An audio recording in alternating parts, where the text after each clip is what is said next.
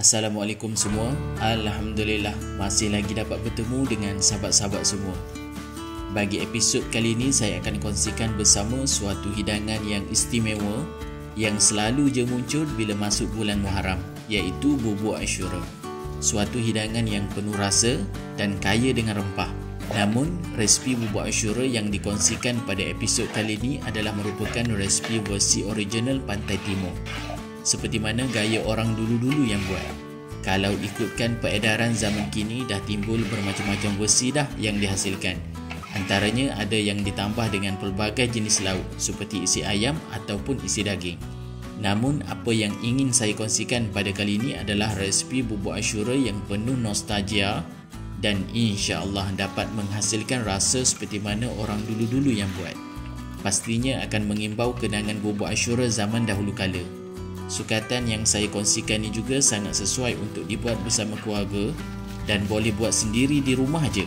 InsyaAllah pada resipi kali ini saya akan kongsikan cara yang selengkapnya dalam menghasilkan resipi bubur Ashura gaya Pantai Timur. So, untuk panduan yang lebih lanjut lagi, stay tune dan jom kita masak.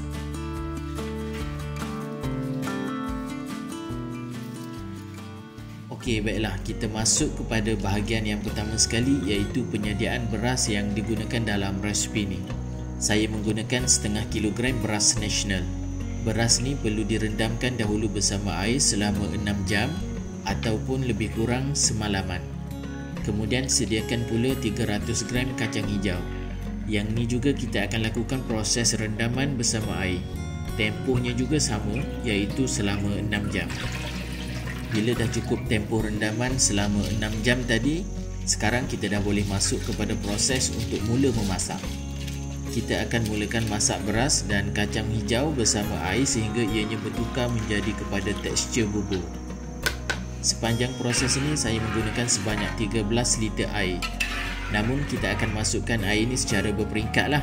Proses ni memang agak lama sebab kita perlu pastikan beras dan juga kacang hijau tadi bertukar menjadi tekstur bubur ataupun kelihatan teksturnya sudah pun hancur. Dalam proses ni kebiasaannya mengambil masa lebih kurang selama 2 hingga 3 jam.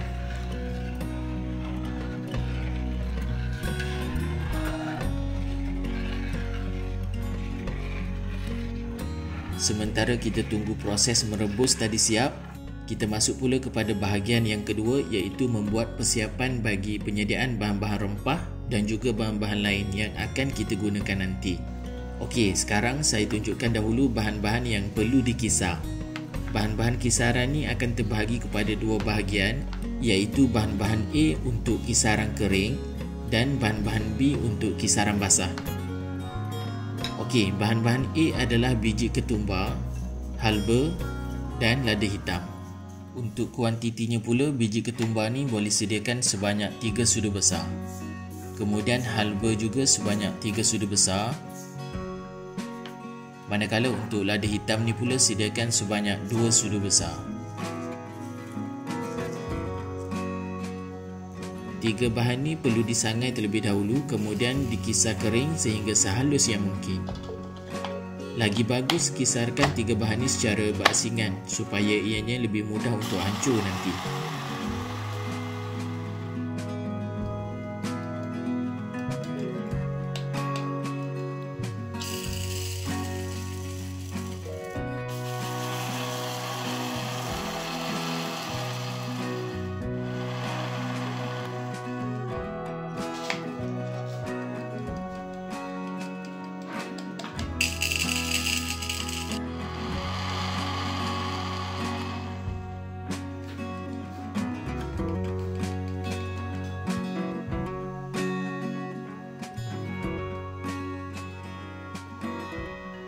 Okey, ni pula bahan-bahan B, iaitu untuk kisaran basah. Sediakan lebih kurang 4 batang serai, 50 gram lengkuas dan 50 gram halia.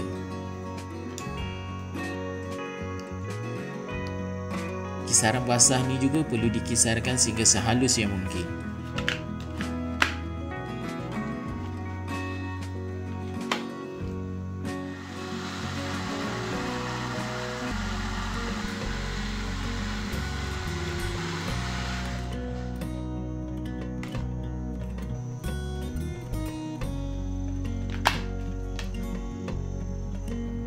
Untuk bahan-bahan C pula, sediakan 3 sudu besar serbuk jintan manis dan juga 100 gram rempah sora. Kemudian campur dan sebatikan bahan-bahan A, B dan juga C tadi bagi menghasilkan paste.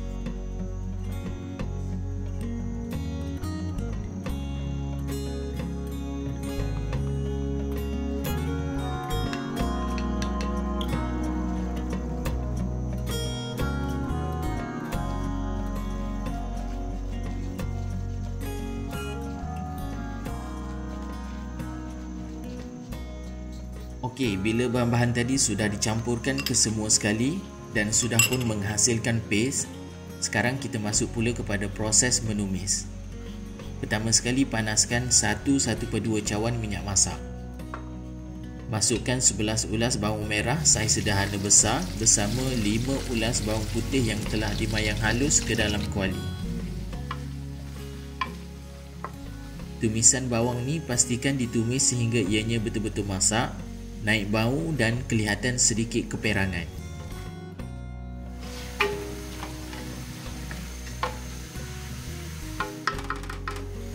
Okey, langkah seterusnya kita masukkan paste yang telah dihasilkan tadi. Tips penting untuk sahabat-sahabat semua, pastikan paste ni dimasak dengan sempurna untuk hasilkan bubur Ashura yang sedap serta tahan lama. Pastikan paste ni kita tumiskan sehingga ianya betul-betul garing lah. Sebenarnya proses ni merupakan step yang paling penting sekali dalam menghasilkan resipi bubur Ashura ni.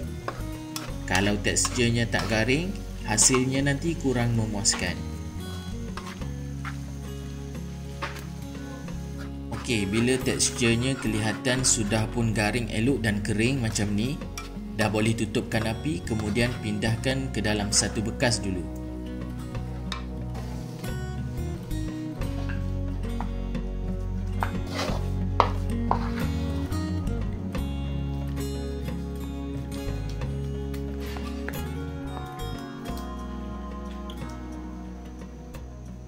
Sementara tu kita kena pastikan beras dan kacang di dalam kawah yang kita masak tadi sentiasa dikacau lah. Agak-agak teksturnya dah makin lembut dan bertukar kepada tekstur bubur, barulah kita tambahkan bahan-bahan lain. Tapi kalau beras dan kacang masih lagi keras, sahabat-sahabat boleh tambahkan bagi air yang telah kita sukat sebanyak 13 liter tadi, sedikit demi sedikit sehingga ianya masak sehingga empuk dan menjadi tekstur bubur. Baiklah, bila beras dan kacang hijau sudah pun empuk dan hancur macam ni, sekarang kita boleh masukkan ubi keledek sebanyak setengah kilogram dan ubi kentang juga sebanyak setengah kilogram. Kacau seketika bahan ubi yang kita masukkan tadi dan masak juga sehingga empuk. Tempoh memasak bubur Ashura ni memang memakan masa yang agak lama lah. Sebabnya kita perlu pastikan setiap bahan yang kita masukkan tadi masak dengan sempurna dan menjadi tekstur bubur yang sepatutnya.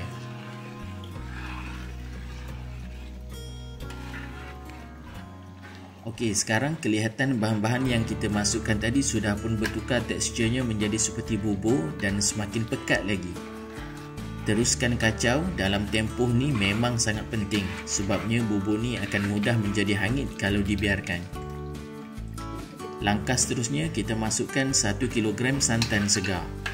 Sambil-sambil tu kita kena sentiasa kacau untuk sebatikan santan bersama bahan-bahan lain. Seeloknya kita perlukan 2 orang lah untuk memasak bubur Ashura ni, sebab ianya perlu sentiasa dikacau. Kalau dibiarkan, ianya akan mudah menjadi hangit. Jadi sahabat-sahabat tak boleh leka lah walaupun sekejap. Tambahan pula bila teksturnya semakin pekat, ianya akan menjadi semakin berat lagi. So akan makin susah lah untuk dia kacau. Step seterusnya ialah kita masukkan pula paste rempah yang telah ditumis tadi. Masukkan sedikit demi sedikit sehingga habis ke semua paste rempah tersebut dan teruskan kacau.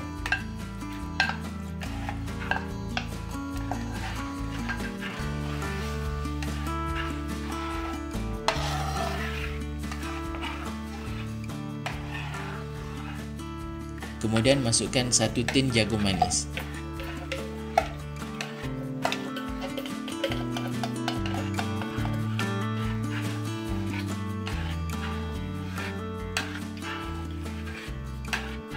Untuk bahan-bahan perasa, kita masukkan 2 sudu besar garam.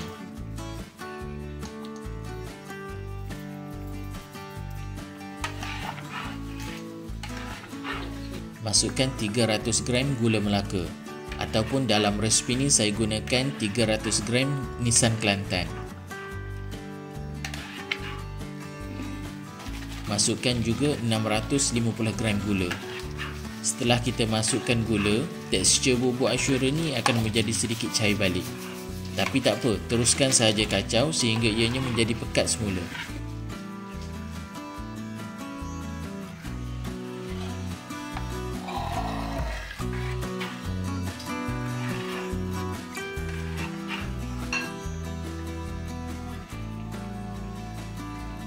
Kemudian kita tambahkan sebanyak 8 biji telur. Untuk saiz telur ni tak kisahlah, nak gunakan apa-apa grade pun boleh je.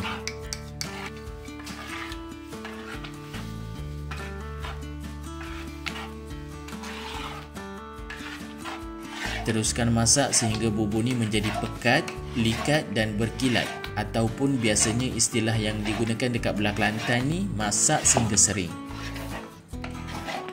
Teksturnya adalah seperti yang sahabat-sahabat semua boleh lihat dekat dalam video ni lah. Buburnya sedikit melekat pada senduk yang kita kacau tadi. Itu maksudnya bubur kita sudah hampir masak. Nanti dah boleh siap sedia untuk tutupkan api.